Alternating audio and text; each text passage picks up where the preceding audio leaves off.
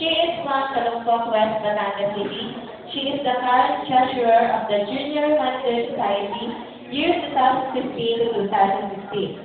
She is also an athlete, a volleyball star player awarded as Best Singer, Best Receiver, and Best Setter. She is a dancer, a proud singer, and a loving daughter. Let's all welcome the ever beautiful, stunning, sexy, and glamorous, as she said, she is confidently beautiful with a heart, Miss Josephine V. Aquino.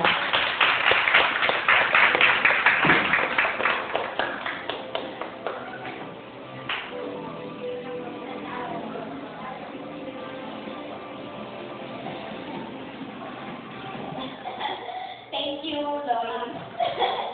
Thank you, Dante. Sorry. Kung babae ngayon, alam ko hindi kayo sanay. Dahil palagi ako naka-jeans and shorts, pero ngayon babae ako. Seriously. So, guys, ang napabigay sa akin na topic ay Philippine Literature of Filipino Identity. So, since si Vera nag-storytelling siya, mag-storytelling din ako, pero konting-konti lang to, hindi ito mahaba. Sisimulan ko to, kasi there was a boy, hindi ko nasasabihin yung pangalan mamaya na lang. Meron siyang teacher, mahal na mahal siya ng teacher niya, favorite siya ng teacher niya. Pero mahigain yung bata, lagi kasi siyang namubuli. So, sabi ng teacher sa kanya once, sabi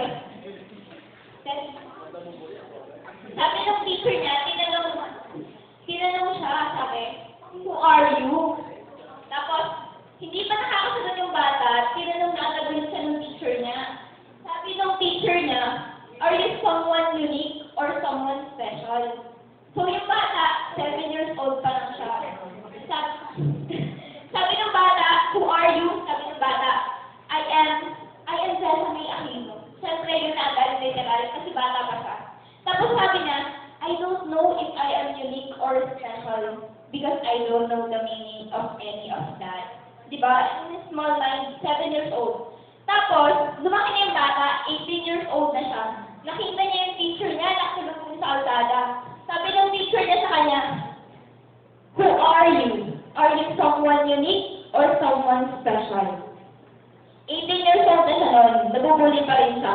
Sabi niya, I am Sesame Aquino. I am 19 years old. I am very pretty, though I am not tall, and everything that is good, you can say it to me. O, diba? Sabi niya gano'n. Kasi gusto niyang i-impress yung teacher niya. Tapos sabi niya, I don't know if I am unique, but sometimes I am special. O, sabi niya gano'n. After nun, sabi ng teacher niya, mali pa rin yung sagot mo. Hindi pa rin yan yung sagot na hinahanap ko. After nun, nagtatrabaho na yung bata, naging 35 years old na siya. Nakita niya yung teacher niya, nanonood sa kanya. Sabi ng teacher niya, who are you? Are you someone unique or someone special?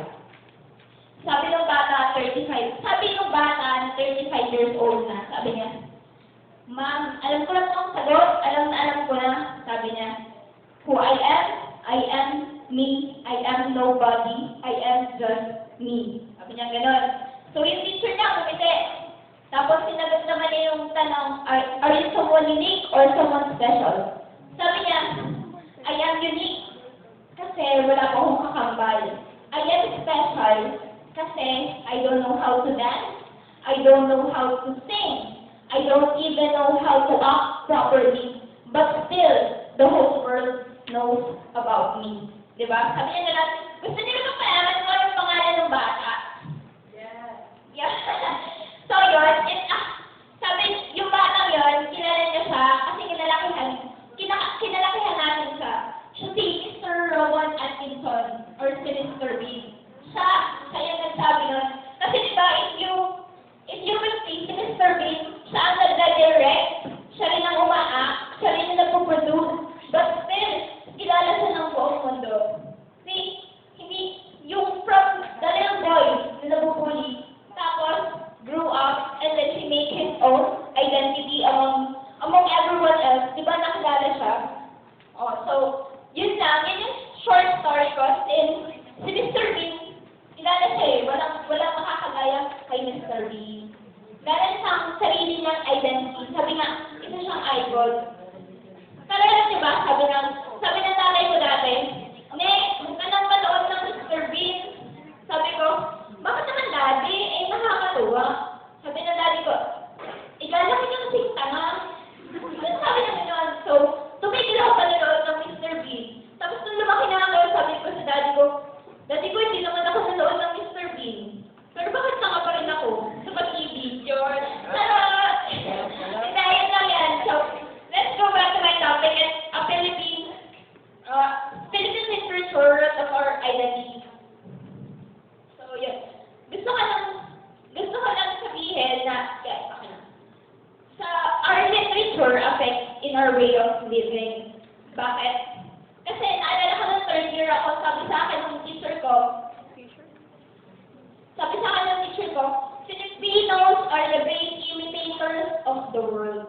So yan, teacher ko kasi English, sabi niya, Filipinos are the great imitators of the world. Tapos nakakanga lang ako, sabi ko, bakit? Wala na tayo ginaya, wala na tayo atin yun.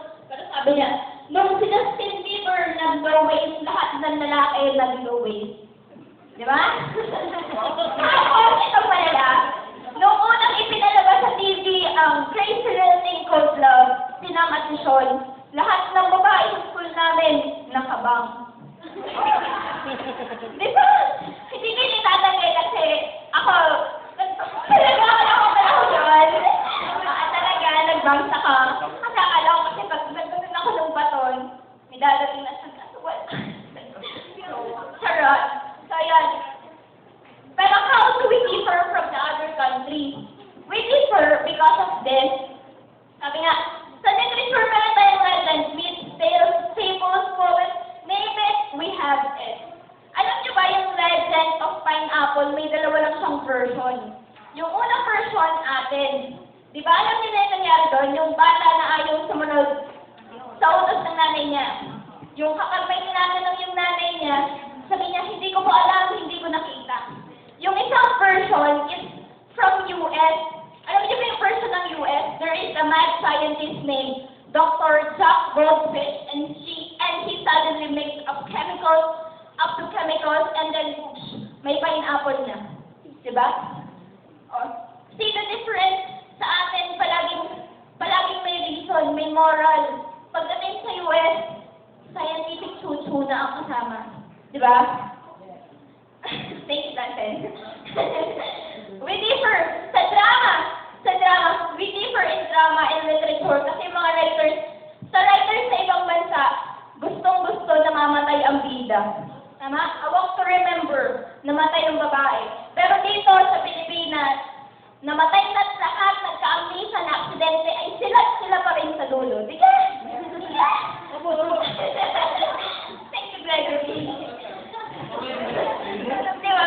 If you're going to analyze it, sa Pilipinas, mahilig tayo sa ganon. Di ba gusto natin si Popoy at si Basa?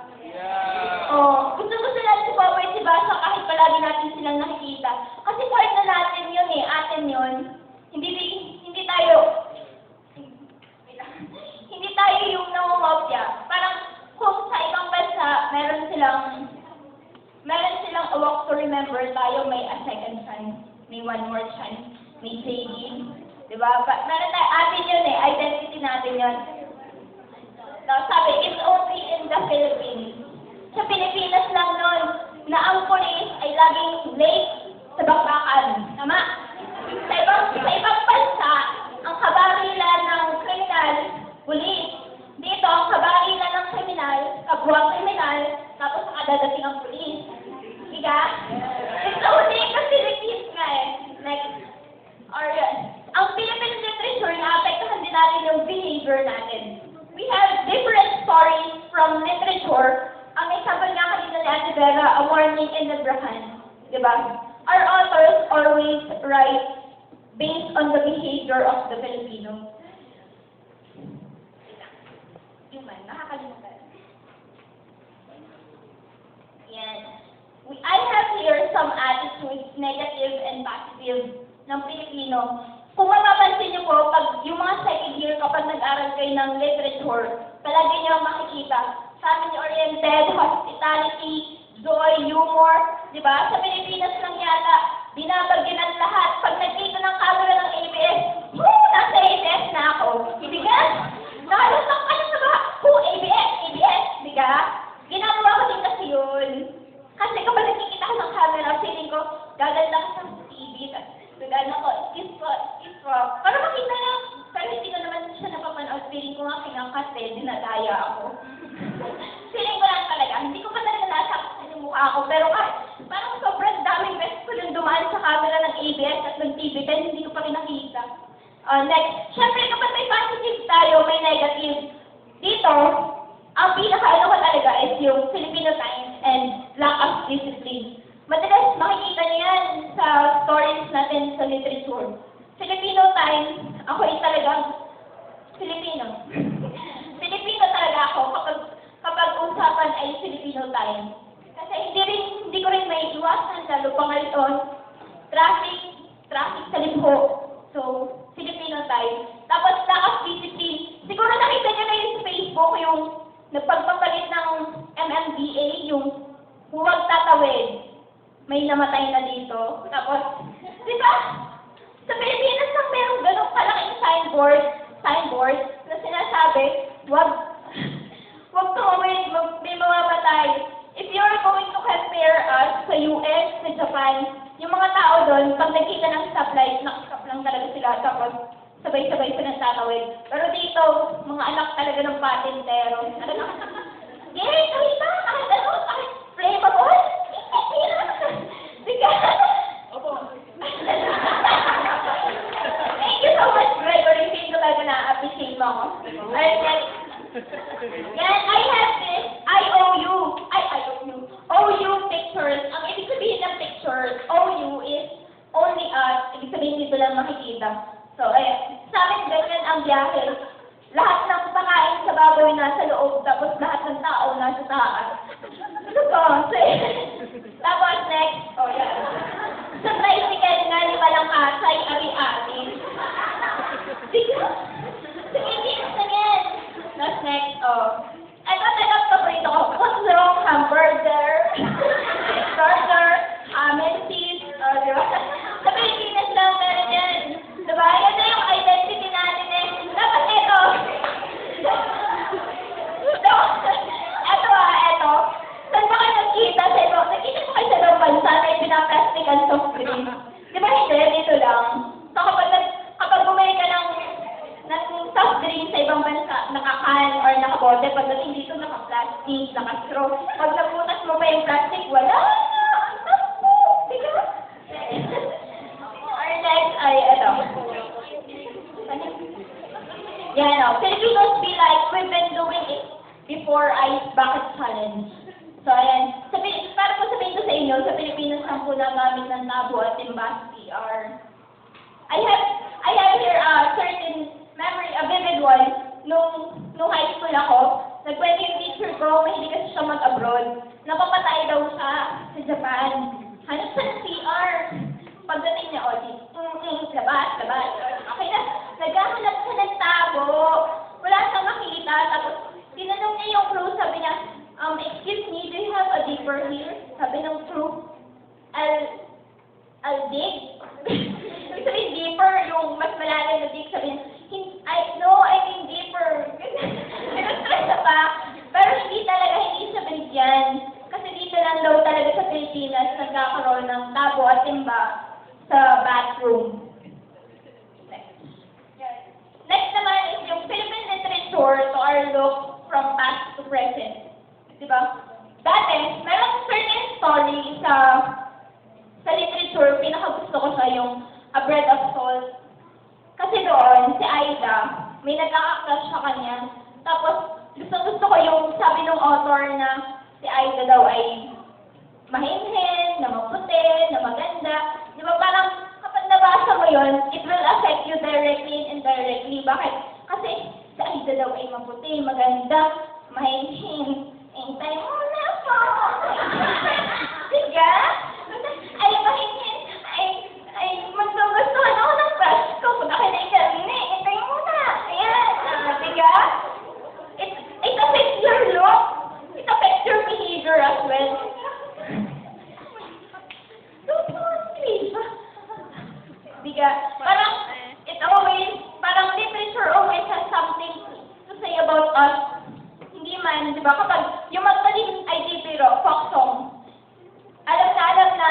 ang pag magtanim ay bibiro ay mga magsasaka na hanggang tine, may cup, tapos naka-long sleeve.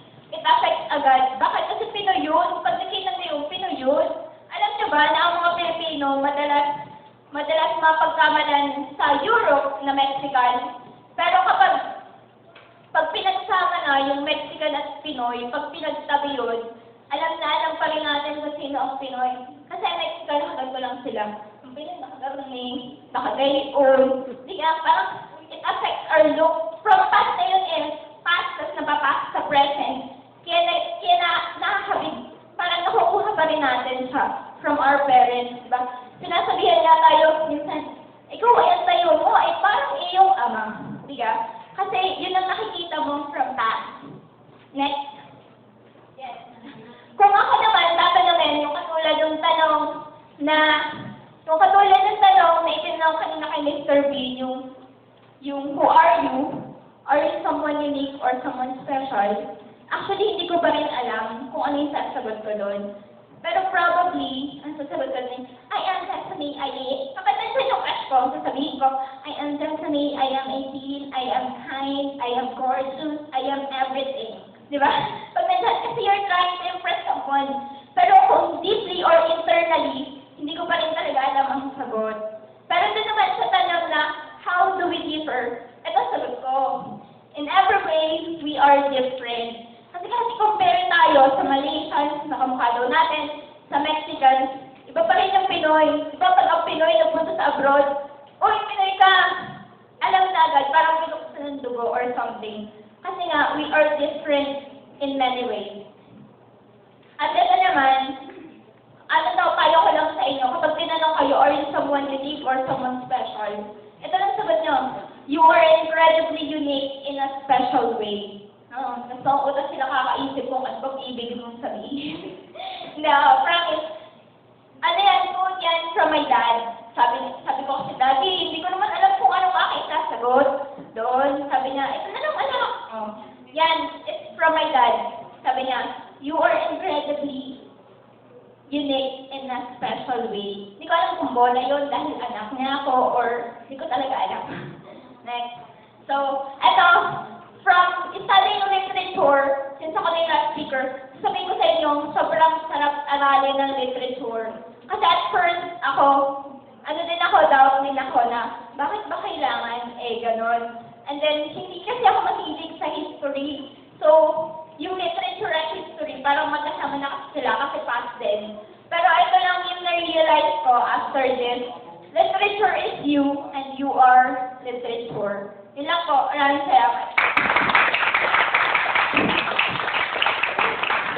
Salamat. Napakagandang talk. Napakagaling naman talaga. Ano? One word. Awesome. Awesome. Amazing. Isn't it amazing? Masasabi ko sa napakagandang talk, Miss Jessa Mayamay. Now moving on to award the certificate of appreciation to Miss Jessa Mayamay. We will call on stage Miss Angelica Ann.